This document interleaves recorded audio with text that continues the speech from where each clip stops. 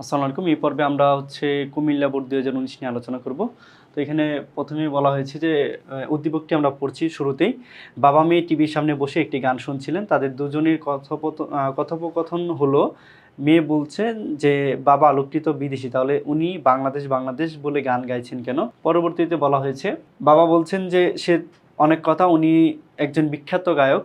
তিনি ১৯৭১ সালে কনসার্টে গান গেয়ে বাংলাদেশকে সাহায্য করেছিলেন। মেয়ে বলছেন যে তিনি কি বাংলাদেশে এসেছিলেন? বাবা বলছেন যে না, তিনি যেই দেশের নাগরিক সেই দেশের মতো বিশ্বের অনেক দেশ বাংলাদেশের মুক্তিযুদ্ধে বিভিন্নভাবে সাহায্য করেছিল। অর্থাৎ এই কনসার্টটি বাংলাদেশকে নিয়ে হলেও এটা বাংলাদেশে মানে অনুষ্ঠিত হওয়া কোনো কনসার্ট ছিল না। এটা ছিল নিউ ইয়র্কের অনুষ্ঠিত একটি কনসার্ট। যেখানে বাংলাদেশের মুক্তিযুদ্ধের ত্রাণ তহবিলের জন্য একটি কনসার্ট আয়োজন করা হয়। এবং এখান থেকে প্রাপ্ত অর্থ শরণার্থীদের উদ্দেশ্যে ব্যয় করা হয়।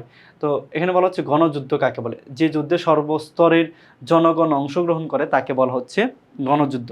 যে যুদ্ধে সর্বস্তরের মানুষ অংশগ্রহণ করেন সেটাকে বলা হচ্ছে গণযুদ্ধ।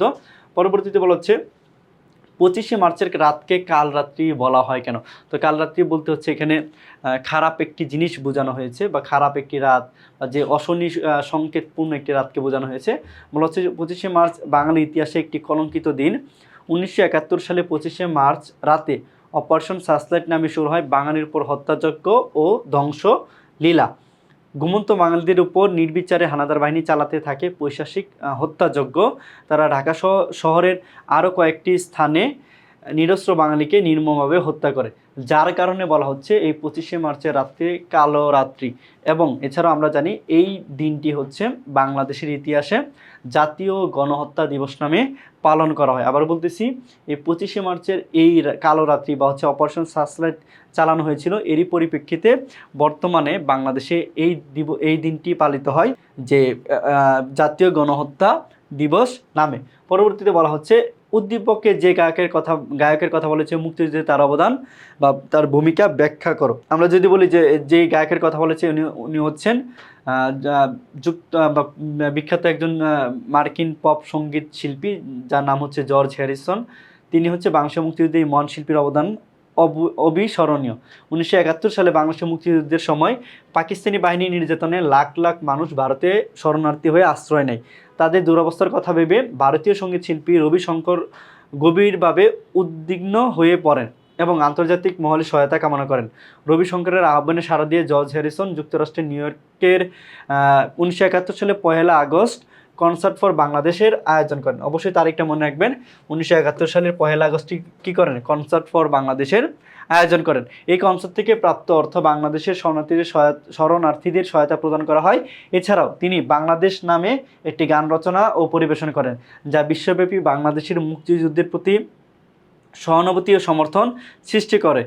তার এই মানবিক উদ্যোগ আন্তর্জাতিক অঙ্গনে বাংলাদেশের পক্ষে জনমত গঠনে গুরুত্বপূর্ণ ভূমিকা রাখে।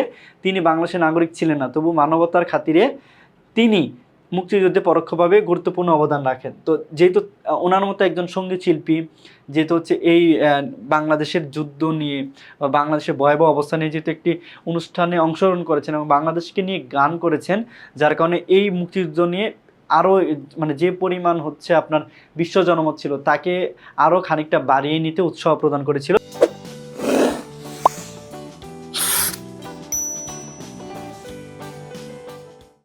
এবং আরও কিছু বাংলাদেশের মুক্তিযুদ্ধের পক্ষে জনমত তৈরি হয়েছিল।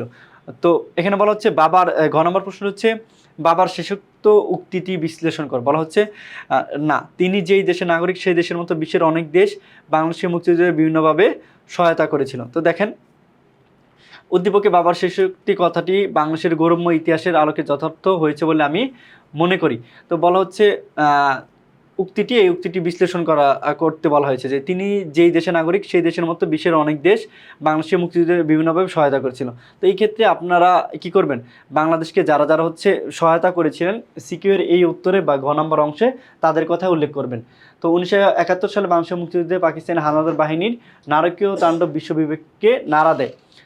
বিভিন্ন দেশ নিন্দা ও প্রতিবাদ জানায় এবং মুক্তিযুদ্ধের প্রতি সমর্থন ব্যক্ত করে। 25শে মার্চের কালরাত্রি তথা জাতীয় গণহত্যা দিবস এবং পরবর্তী সময়ে নারকীয় হত্যাযজ্ঞের বিরুদ্ধে বিশ্ব জনমত সোচ্চার হয়ে ওঠে। গোটা বিশ্বের জনগণ প্রত্যক্ষ ও পরোক্ষভাবে বাংলাদেশের স্বাধীনতা যুদ্ধকে সমর্থন জানায়। বাংলাদেশের স্বাধীনতা যুদ্ধে সরাসরি সমর্থন জানা হচ্ছে প্রতিবেশী রাষ্ট্র ভারত। আমরা জানি তারা হচ্ছে আমাদেরকে সামরিকগত দিক থেকে বা জনমত আদায়ের ক্ষেত্রে বা শরণার্থীদের আশ্রয় দেওয়ার ক্ষেত্রে বিভিন্ন ক্ষেত্রে হচ্ছে তারা হচ্ছে আমাদেরকে সহায়তা করে। 1971 সালে 25শে মার্চের কালরাত্রির বীভৎস হত্যাকাণ্ড ও পরবর্তী 9 মাস ধরে পাকিস্তানি দখলদার বাহিনী যে নারকীয় গণহত্যা, লুণ্ঠন, ধ্বংসযজ্ঞ চালায়, ভারত তা বিশ্ববাসীর নিকট সার্থকভাবে তুলে ধরে। লাখ লাখ শরণার্থীকে আশ্রয়, মুক্তিযোদ্ধাদের খাদ্য, বস্ত্র, চিকিৎসা ও অস্ত্র সরঞ্জাম ও প্রশিক্ষণ দিয়ে সাহায্য করে। 1970 সালের নির্বাচনের পর থেকে শুরু করে 1971 সালের মুক্তিযুদ্ধের দিনগুলোতে ব্রিটেনের প্রচার মাধ্যম বিশেষ করে বিবিসি এবং লন্ডন থেকে প্রকাশিত পত্রপত্রিকা বাঙালিদের উপর পাকিস্তানি বাহিনীর নির্মম নির্যাতন এবং বাঙালিদের সংগ্রাম ও প্রতিরোধে ভারতে আশ্রয় নেওয়া শরণার্থীদের করুণ অবস্থা, পাকিস্তানি বাহিনীর গণহত্যা এবং মুক্তিযুদ্ধের অগ্রগতি সম্পর্কে বিশ্ব জনমতকে জাগ্রত করে তোলে। এছাড়া ইরাক বাংলাদেশ মুক্তিযুদ্ধের পক্ষে সমর্থন জানায়। মার্কিন যুক্তরাষ্ট্রের জনগণ, প্রচার মাধ্যম, কংগ্রেসের অনেক সদস্য এদেশের মুক্তিযুদ্ধের পক্ষে সোচ্চার ছিলেন। পরিশেষে বলা যায় উদ্দীপকে বাবার শেষোক্ত উক্তিটি সঠিক ও যথার্থ।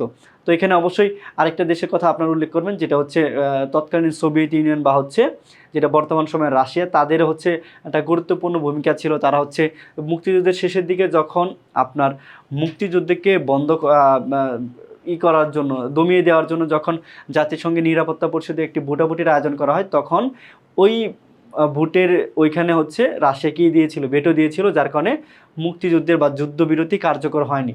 তো এটা খুবই গুরুত্বপূর্ণ একটি ভূমিকা ছিল। এছাড়া আমরা জানি মার্কিন যুক্তরাষ্ট্র বাংলাদেশের মুক্তিযুদ্ধের বিরুদ্ধে ছিলেন বা বিপক্ষে অবস্থান নিয়েছিলেন। এই যুদ্ধকে অন্যভাবে পরিচালিত করার উদ্দেশ্যে তারা হচ্ছে তাদের সপ্তম নৌবহর হচ্ছে এই ভারত উপমহাসাগরে তথা বঙ্গোপসাগরে প্রেরণ করেন। কিন্তু দেখা যায় যে হচ্ছে তৎকালীন সময় সোভিয়েত ইউনিয়ন তার বিরুদ্ধে পাল্টা ব্যবস্থা গ্রহণ করলে তারা শেষ পর্যন্ত সেটি কী করেন, তাদের ঘোষণা থেকে বা সপ্তম নৌবহর নিয়ে যে তাদের যে পরিকল্পনা ছিল সেখান থেকে তারা হচ্ছে সরে আসেন। তো এখানে অবশ্যই রাশিয়ার ভূমিকাটাও আপনার উল্লেখ করবেন। তো এই বিভিন্ন দেশের যে ভূমিকা, এটা আসলে আমাদের মুক্তিযুদ্ধে খুবই গুরুত্বপূর্ণ একটি বা তাৎপর্যপূর্ণ একটি ভূমিকা রেখেছিল, এটাও আপনারা উল্লেখ করবেন বা এটা যে যথার্থ ছিল এটা হচ্ছে তার উক্তিটির একটি প্রমাণ। তো এই ছিল আমার এই সিকিউ থেকে আপনাদের সাথে আলোচনা সিকিউ নিয়ে। দেখা হচ্ছে পরবর্তীতে নতুন কোনো পর্বে। আল্লাহ হাফেজ, আসসালামু আলাইকুম।